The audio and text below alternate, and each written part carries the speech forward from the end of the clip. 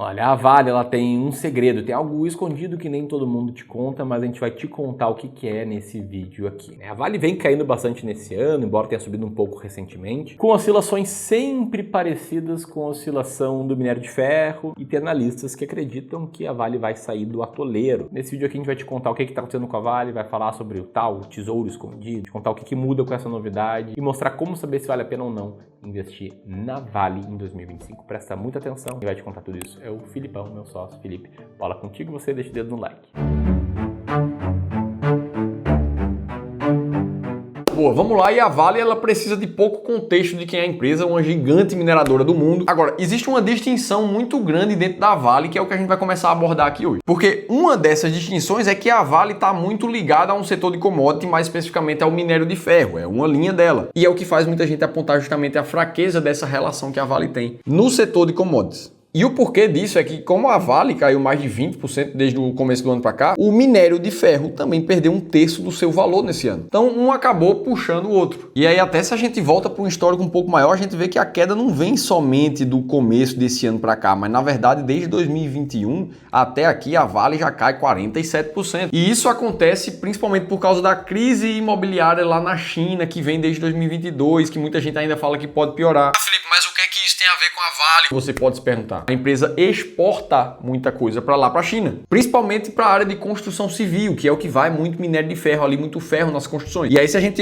olha esse gráfico super bacana aqui do Investidor 10, a gente vai entender que basicamente metade de todo o dinheiro que entra para a Vale vem da China. Então, se tem problema lá, tem problema em toda a Vale. Inclusive, a representatividade do próprio Brasil nas vendas da Vale é muito pequena ali perto da China. E aí aqui já começa a ficar o questionamento. Poxa, será que o minério de ferro vai se recuperar? Será que no meio disso tudo a Vale ainda vai ter boas performances e ainda continua sendo uma boa empresa para investir? Que afinal de contas, se a gente olha para resultados recentes, o terceiro tri de 2024 trouxe um certo otimismo. Muita gente falando do porquê que agora é hora de comprar. Inclusive com o lucro líquido que veio acima das expectativas, pelo menos do pessoal da Genial. Na casa de 2,3 bilhões de reais, com uma margem líquida, inclusive, que subiu, foi para 25% e a Genial esperava algo menos que 20%. Além disso, o que a gente viu no primeiro semestre desse ano foi a Vale fazendo uma venda de 10% da Vale Base Metals, a VBM, por 2,5 bilhões de dólares. E é bem aqui que começa a morar o segundo caminho, que é o segredo da Vale para os próximos anos. Felipe, será que é por causa desse segredo que a Vale vai ser uma boa empresa nos próximos anos? Vai ficar barata por conta disso? É isso que a gente vai te responder a partir de agora. Agora, pensa comigo, independente do que eu te disser aqui, é isso que vai fazer você comprar as ações da Vale ou não? Aliás, pensando ainda mais macro, o que é que faz você comprar ou você vender uma empresa? Porque essa foi a exata pergunta que a gente fez para um dos inscritos aqui no canal que estava com essa carteira de investimentos, ó, com 111 mil reais alocados na Vale, que era muito mais do que qualquer outra empresa que ele tinha na carteira. Esse cara que passou por uma consultoria de investimentos gratuita aqui com a gente no Clube do Valor e que chegou com a carteira toda empilhada, com um monte de ativos ali que começou a entrar um depois do outro sem ele ter muita clareza do porquê que estava acontecendo isso. Com R$ 1.000 em uma empresa, com 110 mil reais em outra, e a falta de clareza de saber se é hora de aumentar ainda mais a posição na Vale, se é hora de vender um pouco para redistribuir essa carteira de ações. O ponto é que nem ele sabia responder o que é que ele deveria fazer. Mas o fato é que notícias como essas aqui, ó, Goldman Sachs, um dos maiores bancos do mundo, recomenda compra após conversa com a diretoria da Vale. Isso faz muita gente comprar a empresa. Afinal de contas, é um grande banco, um grande analista formado nisso, que teve acesso aos gestores da Vale e eles devem saber de alguma coisa. E aí viu uma notícia de compra aqui da Vale, outra ali da Engie, outra da Semig, outra da Taesa, sai comprando todas as empresas e falta clareza daqui a 6, 12 meses do que é que você vai continuar fazendo com essa carteira. Então assim, se igual esse inscrito aqui, você não sabe a hora exata de comprar ou de vender um ativo, que horas você tem, por exemplo, que vender ações, comprar renda fixa, talvez, comprar dólar, tudo isso é respondido com muita clareza, inclusive montando um plano estratégico de como é que você pode fazer isso ainda no final do ano de 2024. Se você participar da nossa sessão de consultoria gratuita, que vai doar 1 hora de um dos nossos especialistas de investimentos para ele fazer isso junto com você.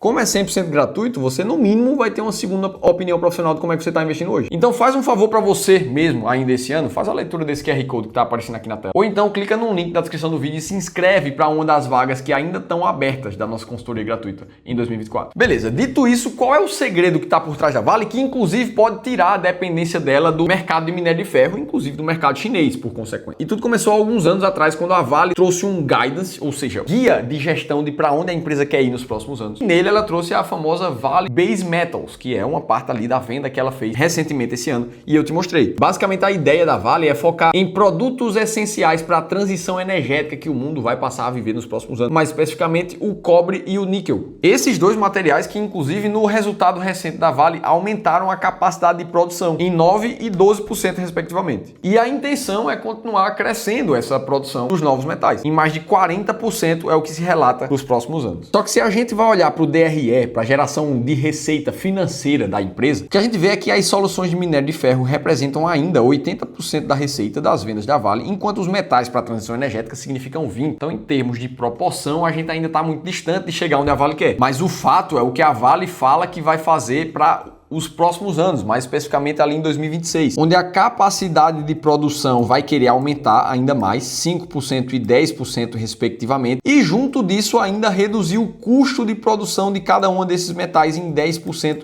pelo menos nos próximos 2 anos. E aí, beleza, essa estratégia da Vale começa a ficar interessante, porque afinal de contas, olhar somente para o que a gente tem agora nos mostra que os custos para produzir os metais de transição energética ainda são muito altos em relação à receita que eles geram. Enquanto a margem do que sobra da venda do minério de ferro, por exemplo, é de 46%, uma margem quase da metade do que se vende que fica de geração de caixa para a empresa. Já para os metais de transição energética, essa margem é menor do que 20%. Isso aqui pode mudar o jogo para a Vale para os próximos anos? Pode, óbvio que pode. Afinal de contas, ela não chegou nesse guidance e nessas projeções à toa. Agora, o fato é que se a gente olha para os resultados atuais, o que ela gera atualmente, a gente vê que ela tem um longo percurso ainda para chegar lá. Como se a Vale tivesse realmente um tesouro nas mãos, mas ela precisa lapidar isso que ela chegou a construir ainda, para que a realidade se encaixe no guidance que ela vem falando há uns meses. Agora, no meio disso tudo, porque a gente está só analisando notícias e o que é que a própria Vale solta ali dentro. Como é que a gente toma uma decisão, se vale a pena investir nela ou não? E aí, para essa pergunta, eu tenho 2 respostas para você, porque isso vai depender do teu foco como investidor. Se você é um cara que, como eu, gosta muito mais de investir em estratégias de dividendos, aí eu te diria para olhar para critérios como o da máquina de dividendos, por exemplo, que só busca comprar empresas com liquidez acima de 3 milhões de reais, lucro que esteja positivo no último trimestre e crescente nos últimos 3 anos, empresa que não está aumentando o lucro, não entra na estratégia, colocar limites saudáveis de payout para essa empresa, retirar empresas mais voláteis da amostra e observar, obviamente, os dividendos mais altos nos últimos 3 anos. Inclusive, esse e-book aqui que eu estou rolando para você mostra 7 empresas que estão atualmente dentro das 10 mais pagadoras da bolsa, segundo a máquina de dividendos. E você pode ter acesso a esse PDF gratuitamente clicando num link que eu vou deixar aqui em cima ou aqui na descrição do vídeo também. E é aqui que, justamente observando o lucro líquido da Vale dos últimos anos, a gente vê ela decaindo de 2021 para cá e por essa razão ela já é filtrada e não consegue entrar na máquina de dividendos atualmente. Ou seja, ela não faz sentido para o jeito que eu olho o mercado de dividendos no Brasil. Agora, se o seu foco é comprar ações mais baratas, descontadas na bolsa, será que a Vale entra? Para isso, o foco é olhar para esses 4 outros critérios que estão aí na tela, principalmente entendendo qual é o earning yield da empresa, a comparação da geração de caixa que ela tem com o seu atual valor do mercado. E para a Vale, nesse momento, que a gente vê uma geração de caixa de mais de 70 bilhões de reais, quando comparado com seu valor de firma de pouco mais de 323 bilhões. O que a gente vê é a Vale com um earning yield de quase 23% e está, sim, entre as 20 empresas mais baratas da bolsa nesse momento. Então a Vale tem um tesouro escondido e tudo vai depender de como é que você gosta de investir para tomar uma decisão assertiva de se é hora de comprar ou vender a empresa. Dito isso, eu te falei recentemente o que é que está acontecendo com o Banco Bradesco, que não para de cair, se ele é uma oportunidade ou se ele é cilada na bolsa nesse momento. Para entender tudo isso, assiste esse outro vídeo que eu te contei tudo isso em detalhes. Estou te esperando por lá.